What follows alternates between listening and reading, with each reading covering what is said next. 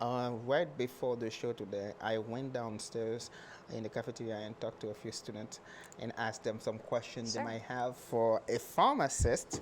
And I have them write them down themselves. Okay. And I may not be able to read some of these, but bear with me. Yeah. Yes, I will. Okay, the first question is from Claire. Claire said, have you ever considered changing your major? Sure.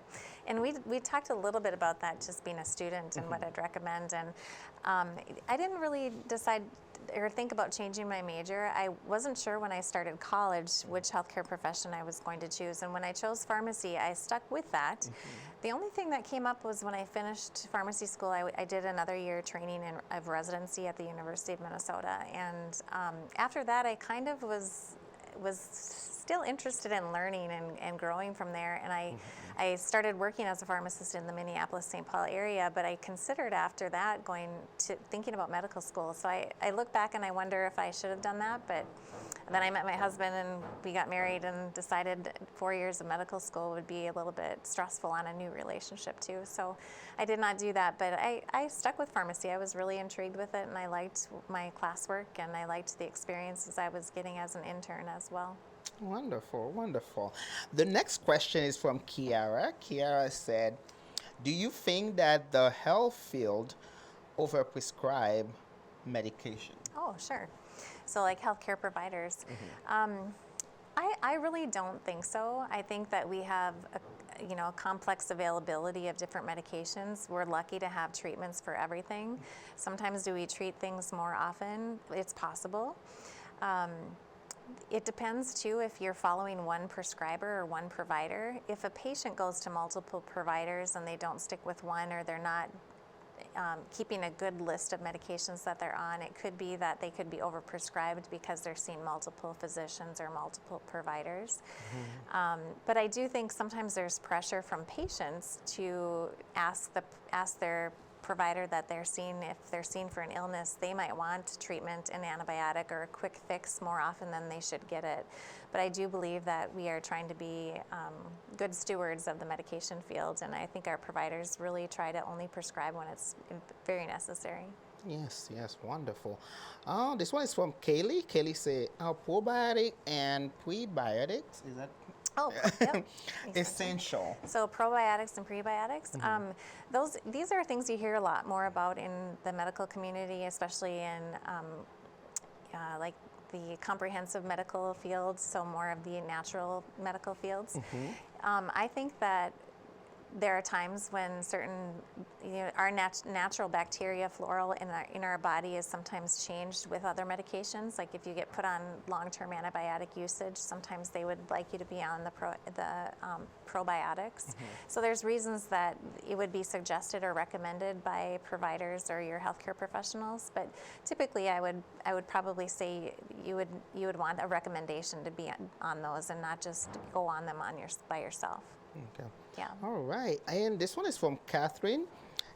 She said, how do you remember all the different medications? Yeah, that was one of our challenges, right, Rico? I think it changes all the time, but it's funny how with the things you learn in school, I can still remember, like we learned what's called the top 200 drugs at that time, and I could still rattle those off from years ago. Wow. The problem is remembering all the new stuff that you don't study in school and keeping up with it. Or if you're working in a specific area of pharmacy, say you're doing pediatrics, you might not see any of the other population of medications, so you might never have heard of something.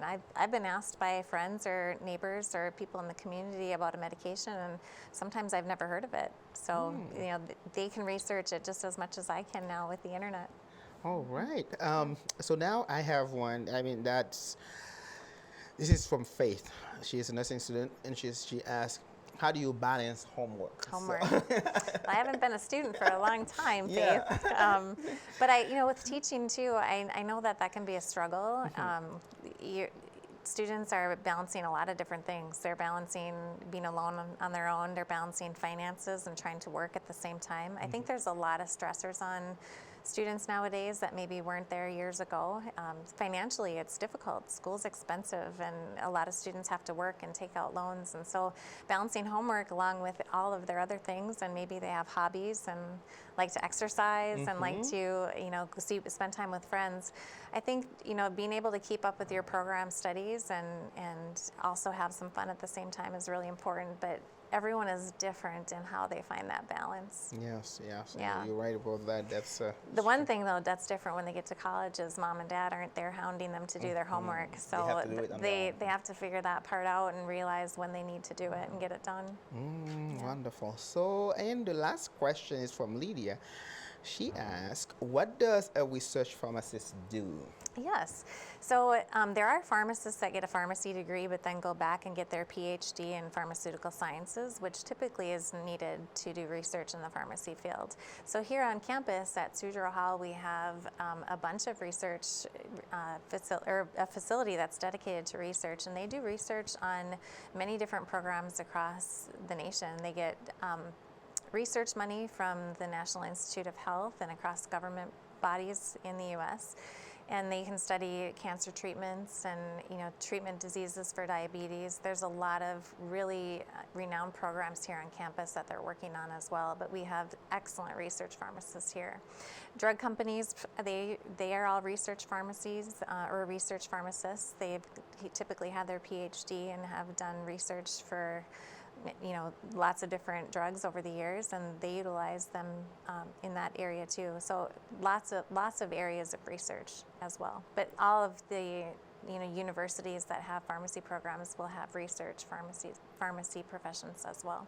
Well, wonderful. I hope that those who are watching this, they are satisfied with your answer to their question. I appreciate you Yeah, answer thanks for all the of them. questions. Yes, wonderful. So now I have a